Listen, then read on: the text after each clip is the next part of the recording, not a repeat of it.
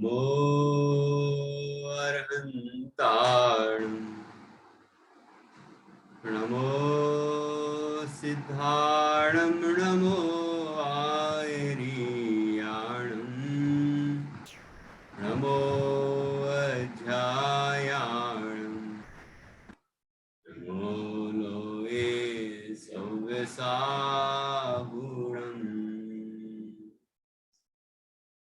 मंगलम भगवान वीरो मंगलम गौतमो गणी मंगलम कुंद कुंदाद्यो जैन धर्मोस्तु मंगलम सर्वमंगल मांगल्यम सर्वकल्याणकारकम प्रधानम सर्वधर्माणां जैनम जयतु शासनम जैनम जयतु शासनम।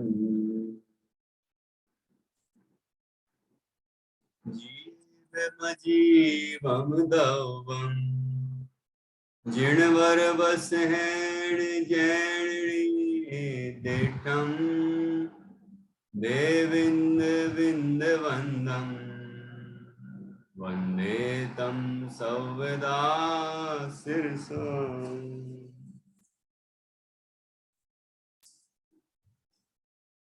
आचार्य श्री नेमिचंद सिद्धांति देव द्वारा रचित यह बृहद द्रव्य संग्रह नाम का ग्रंथ है। इसका अंतिम अधिकार है और 57 नंबर की गाथा है, 57। यहाँ इस गाथा में आचार्य कहते हैं कि तप, श्रुत और व्रत ये तीनों ध्यान की सामग्री हैं। जो जीव इन तीनों में रत रहता है उसको ध्यान की सिद्धि होती है। इसलिए ध्यान की प्राप्ति के लिए तप, श्रुत और व्रत में तल्लीन रहना चाहिए। और यहाँ पर आचार्य कहते हैं कि यह जो ध्यान है वह मोक्ष का कारण है। इसलिए हमें ध्यान करना चाहिए। सभी तपों में सर्वोत्तम तप है। ऐसा ध्यान हम सबको सिद्ध हो, इसके लिए तप, श्रुत और व्रत इन तीनों को अंगीकार करना चाहिए। यहाँ एक प्रश्न उत्पन्न हुआ कि व्रत तो शुभ भाव है और ध्यान मोक्ष का मार्ग है जिससे मोक्ष होता है, तो जो मोक्ष का कारण है उसकी सामग्री शुभ भाव रूप व्रत कैसे हो सकती है जो पुण्य बंध का कारण है। तो यहाँ समाधान किया कि यहाँ निश्चय व्रत का तो निषेध है नहीं। जो निःशुद्धात्मा में तल्लीनता रूप होता है वह निश्चय व्रत तो यहाँ स्वीकार है। साथ ही यहाँ पर सर्वप्रथम पाप त्यागने योग्य हैं और जीव मोक्ष मार्ग में लगे, शुद्धात्मा का अनुभव करे, इसके लिए हिंसादि 5 पापों को त्यागना जरूरी है। तो 5 पापों का त्याग, सर्वथा त्याग, वह व्रत है और इसलिए ही व्रतों का अंगीकार किया जाता है। और व्रत की दशा में वे मुनिराज अपने स्वरूप की साधना रूप निश्चय व्रत अंगीकार करते हैं और उसके कारण व्यवहार के जो परिणाम हैं वह धीरे धीरे हीन होते जाते हैं और शुद्धोपयोग और शुद्धि की वृद्धि निरंतर होती जाती है। इस प्रकार जब जीव को परमात्म पद मिलता है तो व्रत के परिणाम भी दूर हो जाते हैं। तो इसलिए व्रतों को यहाँ पर ध्यान की सामग्री कहा है। उसके बाद यहाँ पर चर्चा आ रही है श्रुत की। श्रुत के संबंध में चर्चा करेंगे अभी। इसके पहले गाथा पढ़ेंगे, सभी के पास है गाथा, आप पढ़िए। तव सुद बदवम चेदा झाण रहे धुरंधरो हवे जम्हा तम्हा तत्तीय निर्दा तल्लधिये सदा हो है। अब हम आगे जो प्रश्न है श्रुत के संबंध में, वहां से चर्चा को प्रारंभ करेंगे।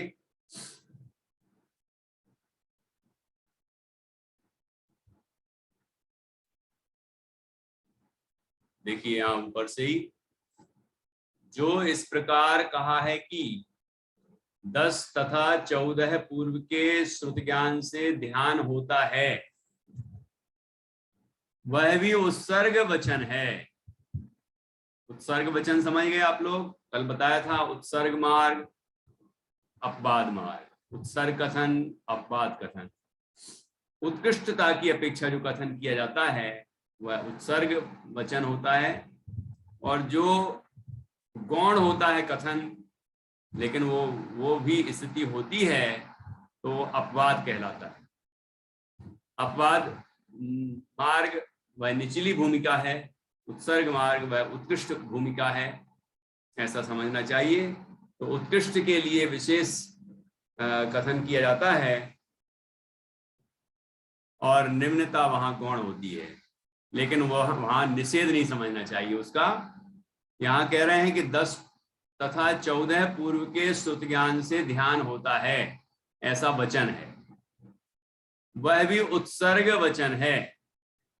अपवाद व्याख्यान से तो 5 समिति और 3 गुप्ती के प्रतिपादक सारभूत श्रुत ज्ञान से भी ध्यान होता है, और केवल ज्ञान भी होता है।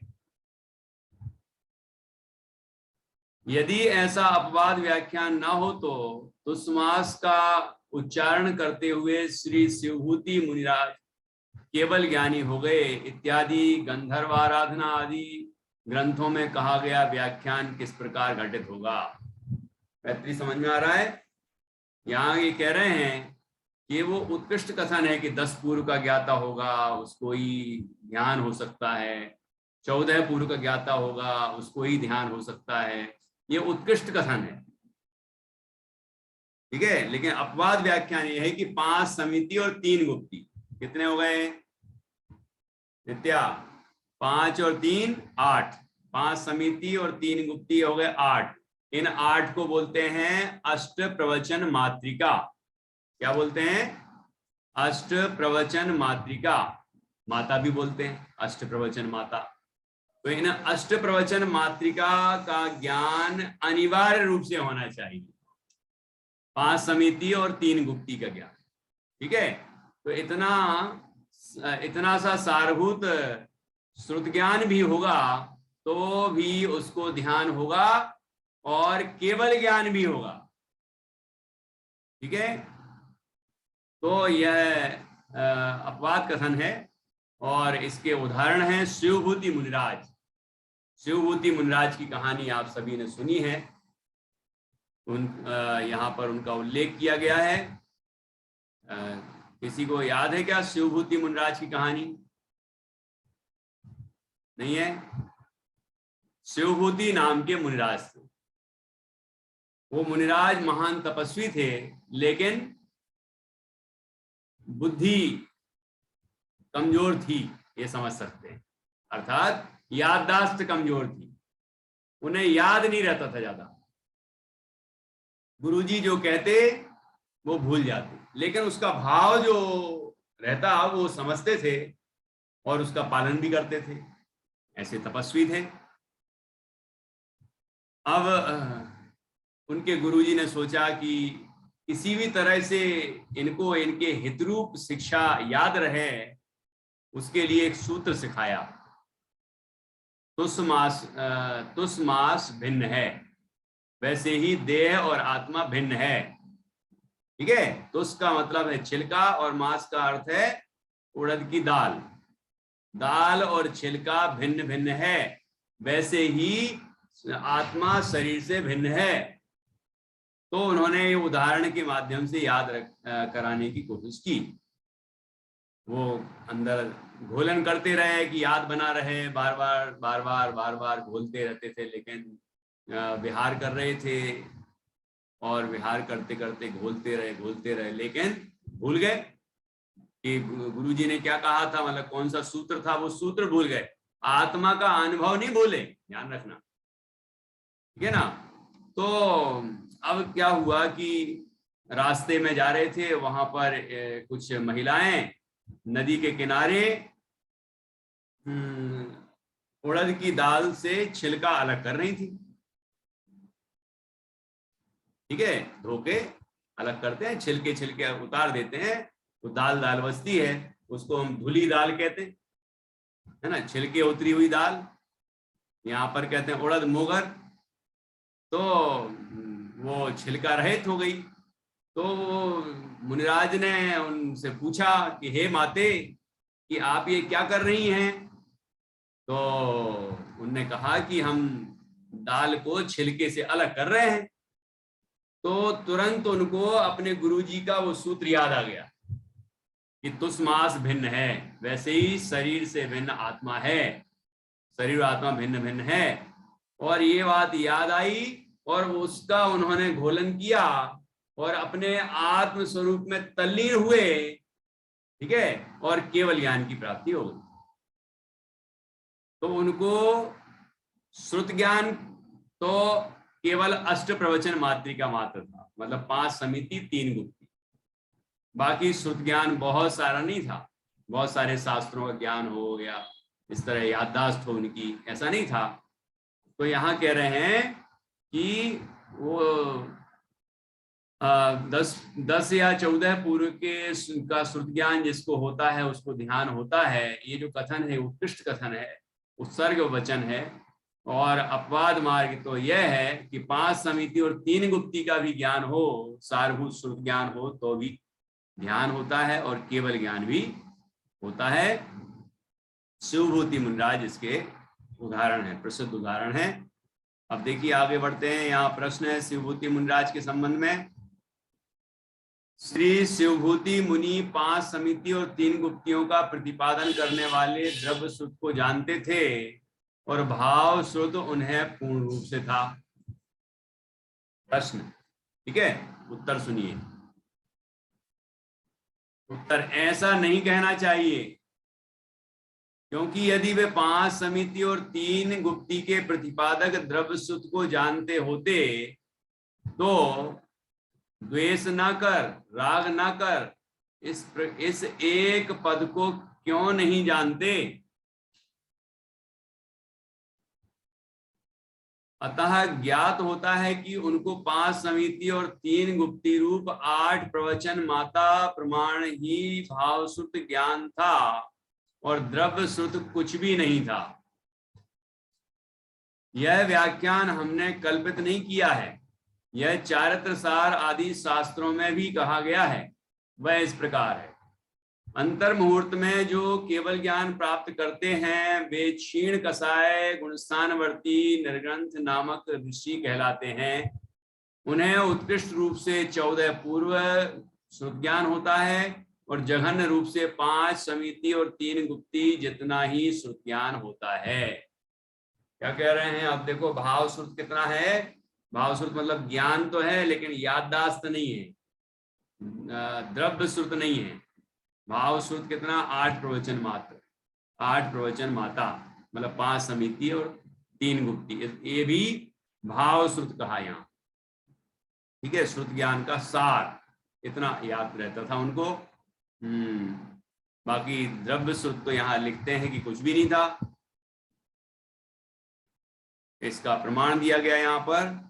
अब आगे देखिए, प्रश्न है, मोक्ष के लिए ध्यान किया जाता है और इस काल में मोक्ष तो नहीं है, तो ध्यान करने का क्या प्रयोजन। बोलो जान्या, जब मोक्ष होता ही नहीं इस काल में तो फिर बताओ कि ध्यान क्यों करना? उत्तर ऐसा नहीं है, क्योंकि इस काल में ही परंपरा से मोक्ष है। ये परंपरा से मोक्ष का क्या मतलब होता है, ये आगे पूछा है। परंपरा से मोक्ष किस प्रकार है? उत्तर, ध्यान करने वाला स्वशुद्धात्मा की भावना के बल से संसार की स्थिति अल्प कर स्वर्ग में जाता है। वहां से आकर मनुष्य भाव में रत्नत्रय की भावना प्राप्त कर शीघ्र मोक्ष जाता है। जो भरत, सगर, रामचंद्र, पांडव आदि मोक्ष गए हैं, वे भी पूर्व भाव में भेदाभेद रत्नत्रय की भावना से संसार की स्थिति घटाकर फिर मोक्ष गए हैं। उसी भाव में सबको मोक्ष होता है, ऐसा नियम नहीं है। क्या कह रहे हैं आप? इन सभी महापुरुषों के पूर्व जन्मों को हम देख लें, है ना। इन महापुरुषों के पूर्व भावों को पढ़ेंगे, 24 तीर्थंकरों के पूर्व भावों को पढ़ेंगे, इन महापुरुषों के पूर्व भावों को पढ़ेंगे। भरत चक्रवर्ती हुए, रामचंद्र जी वगैरह हुए, है ना, हनुमान जी हुए, सभी के पूर्व भावों को पढ़ेंगे तो आपको मालूम चलेगा कि इन्होंने पूर्व भावों में ही कितनी साधना की थी। ठीक है, और वो साधना करते हुए उन्होंने निरंतर ऊर्ध्व गति को प्राप्त होते थे। अर्थात यहाँ उन्होंने निर्गंत अवस्था की साधना, निर्गंत अवस्था में आत्मा की साधना की और उनको फिर मोक्ष नहीं हो पाया, तो कोई किसी भी स्वर्ग में गए या कोई सर्वार्थ सिद्धि गए।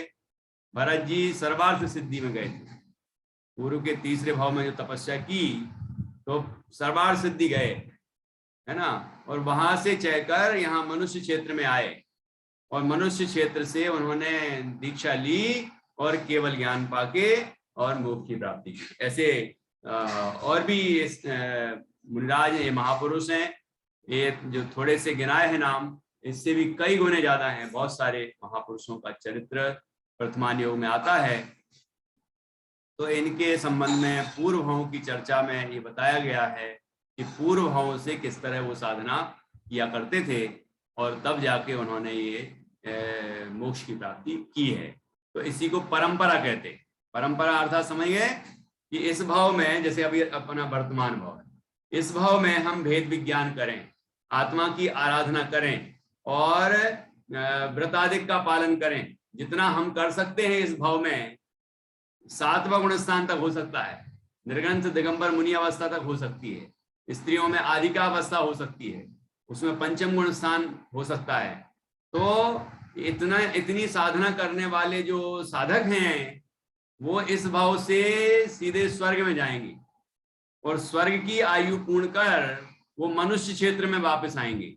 अब मनुष्य क्षेत्र जरूरी नहीं कि यही हो, है, जहां से मोक्ष हो सकता है उस स्थान पर जन्म लेंगे और वहां फिर निर्गंथ अवस्था अंगीकार करके फिर से मुनि बन के वो आत्मा की साधना को पूर्ण करेंगे और मोक्ष की प्राप्ति करें।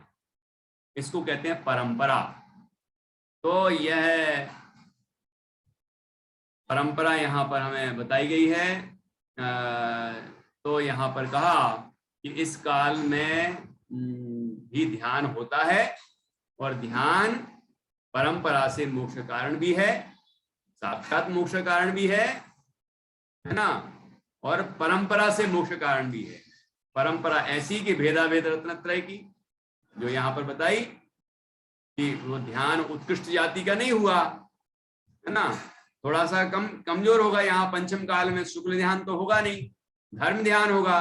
तो धर्म ध्यान करने वाला साधक यहाँ से स्वर्ग प्राप्त करेगा और वहां से फिर स्वर्ग से मनुष्य और मनुष्य अवस्था में दीक्षा लेके मोक्ष को प्राप्त करेगा। यह परंपरा समझना चाहिए। ठीक है, इसलिए हम साधना करें, पंचम काल को देख देख के ये ना सोचें कि अभी तो स्वर्ग ही होना है तो पुण्य ही कर लो बस, है ना। ऐसा लोग बोलते हैं, पाप छोड़ सकें और पुण्य ही कर लें बस बहुत है, शुद्धोपयोग कैसे होगा, आत्म ध्यान कैसे होगा, तो वो और करने से क्या होगा इत्यादि बातें सोचते हैं, जो आचार्य ने यहाँ प्रश्न उठा के इसका जवाब दिया है। ठीक है, तो यहाँ लिखा कि ध्यान परंपरा से मोक्ष का कारण है, इसलिए हमें धर्म ध्यान करना चाहिए। धर्म ध्यान वाला जीव ही शुक्ल ध्यान को प्राप्त होता है, और शुक्ल ध्यान वाला जीव केवल ज्ञान को प्राप्त करके मोक्ष को प्राप्त करता है। तो इस भाव में नहीं करके अगले भाव में करे, उसको परंपरा कहते हैं। लेकिन साधना यहीं से शुरू करना चाहिए। ठीक है, जैसे शेर ने तो तिरंश पर्याय, महावीर के जीव ने तो शेर की पर्याय से साधना शुरू की। ठीक है ना, ऐसे कई जीव हैं जिन्होंने पशु पर्याय में साधना शुरू की, किसी ने नरक में शुरू की, किसी ने देव पर्याय में की होगी, मनुष्य में की, लेकिन पंचम काल में भी कर सकते हैं। तो कहने का तात्पर्य कि जरूरी नहीं कि इस भाव में ही हम दीक्षा लें और इस भाव से ही मोक्ष चले जाएं तो ही हम काम करेंगे, ऐसा ना सोचें। इस भाव में हम जितना कर सकते हैं उतना तो करें, जितनी साधना कर सकते हैं अधिक से अधिक उतनी करें, और फिर इसका फल ये होगा कि आगामी तीसरे भाव में ये वह साधना पूर्ण होगी और मोक्ष की प्राप्ति होगी। यहां से स्वर्ग, स्वर्ग से मनुष्य और मोक्ष। देखिए अब आगे यहाँ लिखा ना, उसी भाव में सबको मोक्ष होता है, ऐसा नियम नहीं है। अब आगे देखिए श्रुत ज्ञान के संबंध में आगे चर्चा करते हैं। उपरोक्त कथन अनुसार अल्प श्रुत ज्ञान से भी ध्यान होता है। ठीक है, यह जानकर क्या करना, देखिए ये जान के ऐसा नहीं करना कि श्रुत ज्ञान हमें ज्यादा प्राप्त करना नहीं, ज्यादा शास्त्र पढ़ने की जरूरत नहीं, ऐसा भी नहीं करना है ना। तो क्या करना पॉजिटिवली, है ना, मतलब सकारात्मक बात कही जा रही है। क्या करना, ये जान के कि अल्प श्रुत ज्ञान वाले को भी ध्यान होता है, ऐसा जान के क्या करना कि दुर्ध्यान छोड़कर ध्यान करना, ऐसा समझाया जाता है। दुर्ध्यान, आर्त ध्यान और रौद्र ध्यान छोड़कर धर्म ध्यान करना। ठीक है, आर्त ध्यान कौन कौन से होते हैं बताओ तो नित्या जरा, आर्त ध्यान कौन कौन से होते हैं?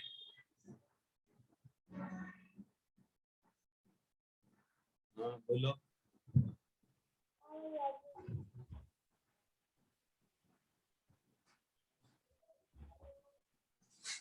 क्या हुआ, अनम्यूट नहीं हो रहा? हो गया जी, हो गया। इष्ट वियोग, अनिष्ट संयोग, इष्ट वियोग, अनिष्ट संयोग।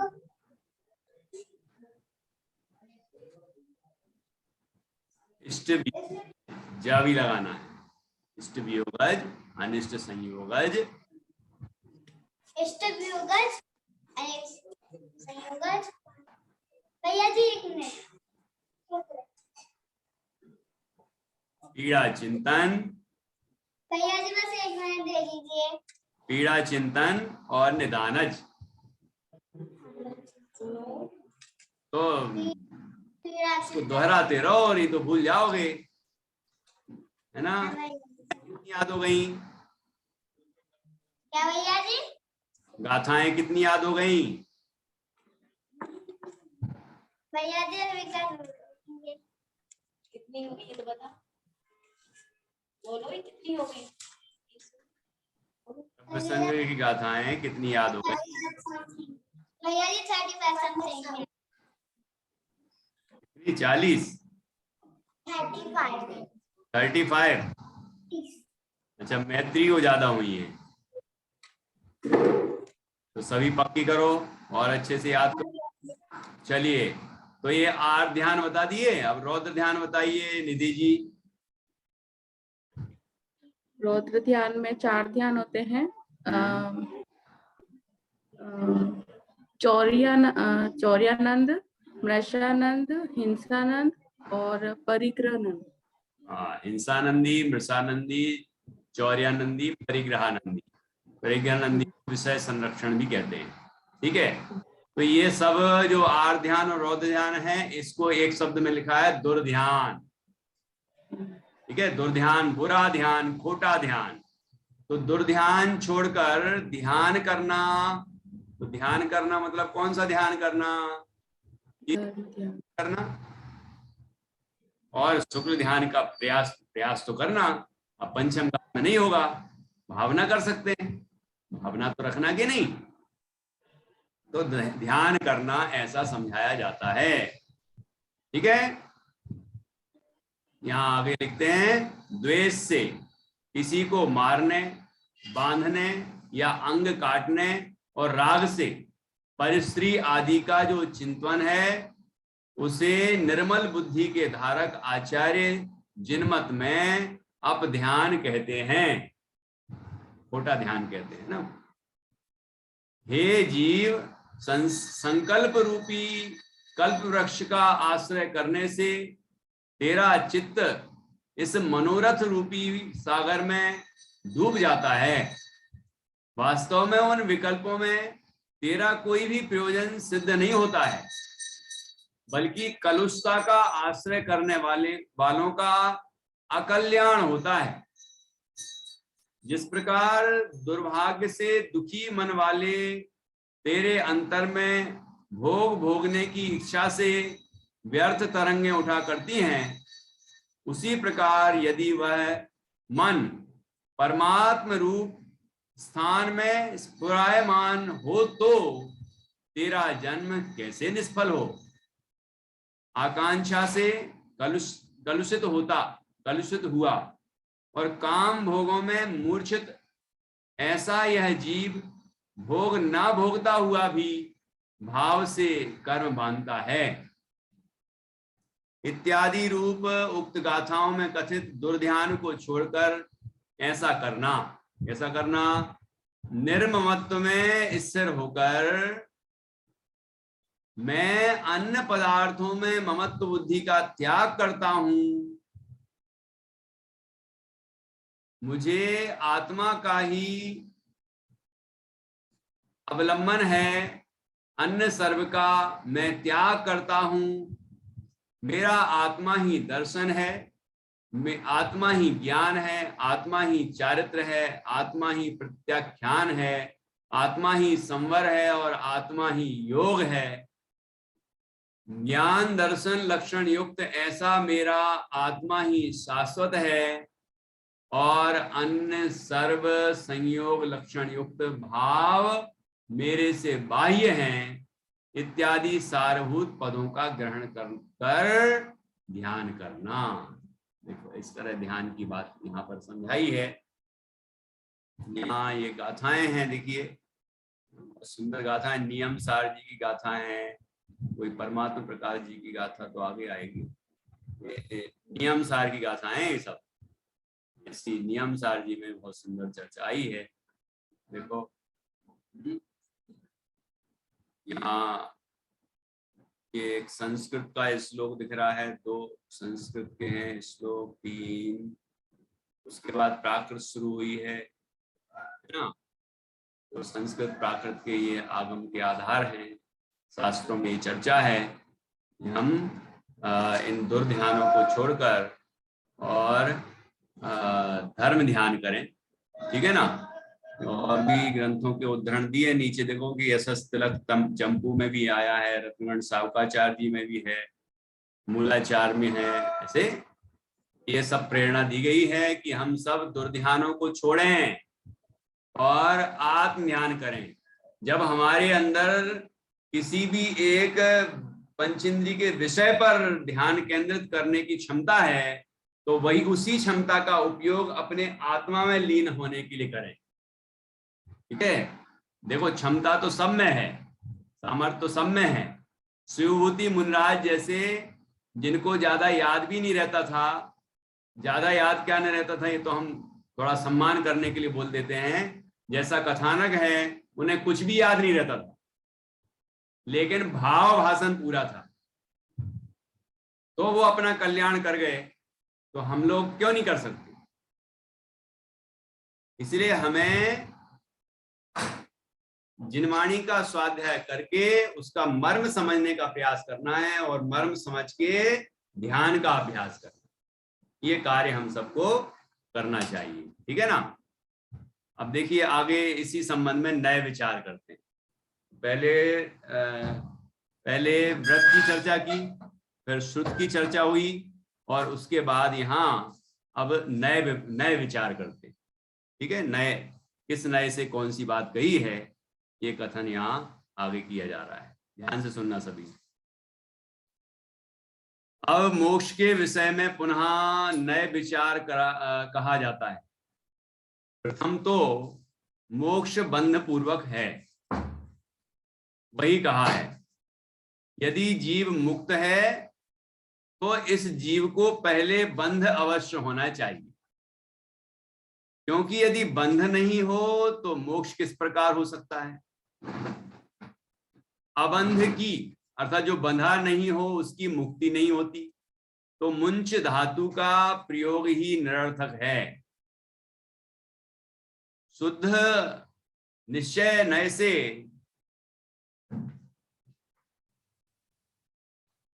बंध हो तो सदा बंध ही रहे।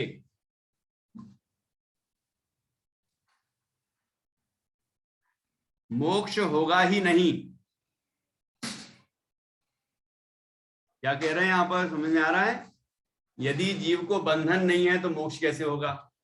तो मोक्ष जो होता है वो बंधन पूर्वक होता है, मतलब जिसको बंधन है उसको ही मोक्ष होता है।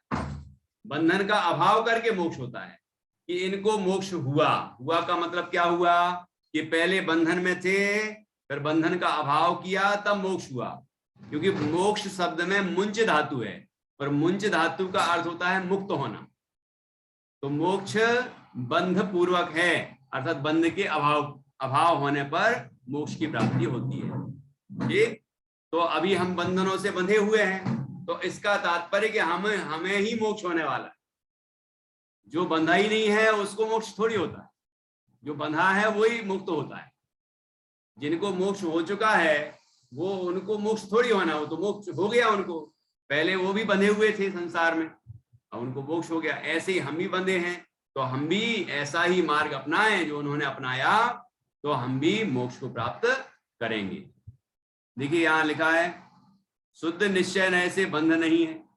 शुद्ध निश्चय नय से तो एक शुद्धात्म विषय बनता है, और वो तो ना बंध रूप है ना मोक्ष रूप है ना, बंध मोक्ष की पर्यायों से पार है वो तो, तथा बंध पूर्वक मोक्ष भी नहीं है शुद्ध निश्चय नय से। यदि शुद्ध निश्चय नय से बंध हो तो सदा बंध ही रहे और मोक्ष होगा ही नहीं।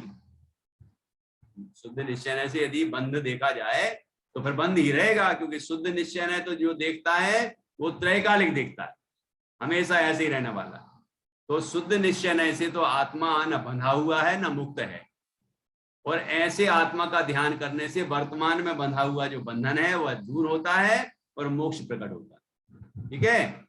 विशेष जिस प्रकार सांकल से बंधे पुरुष को बंध नाश के कारणभूत भाव मोक्ष स्थानीय, बंध को छेदने का कारणभूत जो भाव मोक्ष उसके समान, सांकल के बंधन को छेदने का कारणभूत जो उद्यम है वह पुरुष का स्वरूप नहीं है,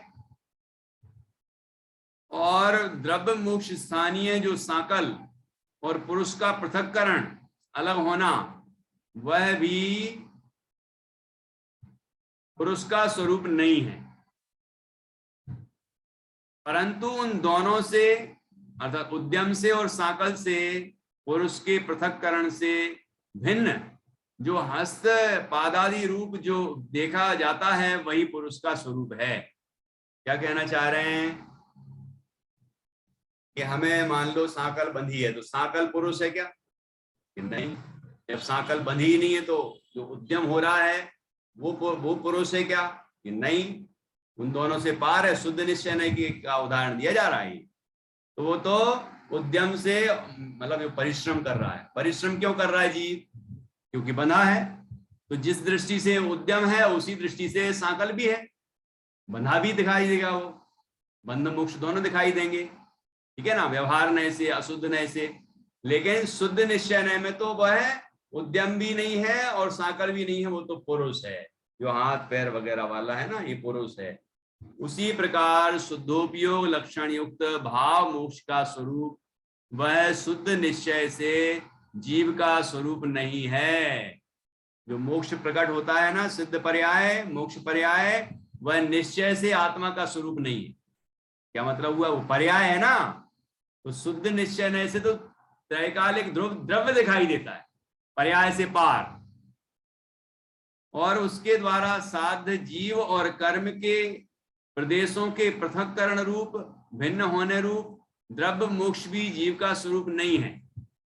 परंतु उन दोनों से, भाव मोक्ष से और द्रव्य मोक्ष से भिन्न जो अनंत ज्ञानादि गुण स्वरूप गुण रूप स्वभाव है, मूलभूत है, वही शुद्ध जीव का स्वरूप है। ठीक है, जो बंध मोक्ष की पर्याय से पार है, ऐसा ज्ञानानंदमयी शुद्ध चैतन्य तत्व वही दृष्टि का विषय है, वही मैं हूं, वह त्रैकालिक तत्व है। ऐसा अपने ऐसे आत्मा का जो ध्यान करता है, ऐसे अपने निस्वरूप का ध्यान करता है, वह जीव पर्याय में भी बंधनों से मुक्त होकर मोक्ष की प्राप्ति करता है। ठीक है, ये विधि है। यहाँ तात्पर्य यह है कि जिस प्रकार विवक्षित एक देश शुद्ध निश्चय नय से पहले मोक्ष मार्ग का व्याख्यान है, उसी प्रकार पर्याय मोक्ष रूप जो मोक्ष है वह भी एक देश शुद्ध निश्चय नय से है, परंतु शुद्ध निश्चय नय से नहीं है ना। मतलब परम शुद्ध निश्चय नय से नहीं है। परम शुद्ध निश्चय नय से तो जीव बंध मोक्षी पर्यायों से पार है। जो शुद्ध द्रव्य शक्ति रूप शुद्ध पारिणामिक परम भाव लक्षण युक्त परम निश्चय मोक्ष है, वह तो जीव में पहले से ही विद्यमान है। आत्मा तो मुक्त स्वरूप ही है, परम शुद्ध निश्चय से देखो तो मुक्ति ही है। वह परम निश्चय मोक्ष जीव में अब होगा ऐसा नहीं है, वो तो है ही।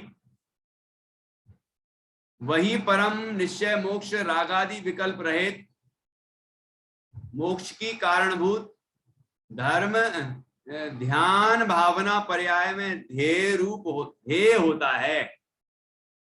ऐसा जो शुद्ध चैतन्य तत्व है, जो रागादि विकल्प रहित है, जो मोक्ष का कारणभूत है, ऐसा जो शुद्ध चैतन्य आत्मा है, ठीक है, वह ध्यान का ध्येय होता है।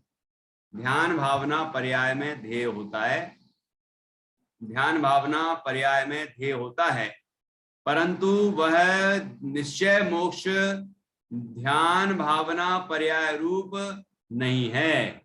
कि वो जो निश्चय मोक्ष ध्यान भावना पर्याय रूप नहीं है। क्या कह रहे हैं, देखिए फिर से, कि वही परम निश्चय मोक्ष रागादि विकल्प रहित मोक्ष की कारणभूत ध्यान भावना पर्याय में ध्येय होता है। जब ध्यान होता है उस समय वह शुद्ध जो त्रैकालिक मुक्त तत्व है वह ध्यान का ध्येय होता है, परंतु वह निश्चय मोक्ष ध्यान भावना पर्याय रूप नहीं है। मतलब जो ध्यान भावना पर्याय है, पर्याय वो त्रैकालिक तत्व पर्याय रूप नहीं रहता। पर्याय जो क्षण क्षण में बदलती है, और त्रैकालिक ध्रुव तत्व जो त्रिकाल वही का वही रहता है। ठीक है, तो वो पर्याय उस त्रैकालिक तत्व का ध्यान करती है, और वह त्रैकालिक तत्व पर्याय रूप नहीं होता। यदि एकांत से द्रव्यार्थिक नय से भी उसे ही परम निश्चय मोक्ष को ही मोक्ष की कारणभूत ध्यान भावना पर्याय कहा जाए, तो द्रव्य और पर्याय रूप दो धर्मों के आधारभूत जीव धर्मी को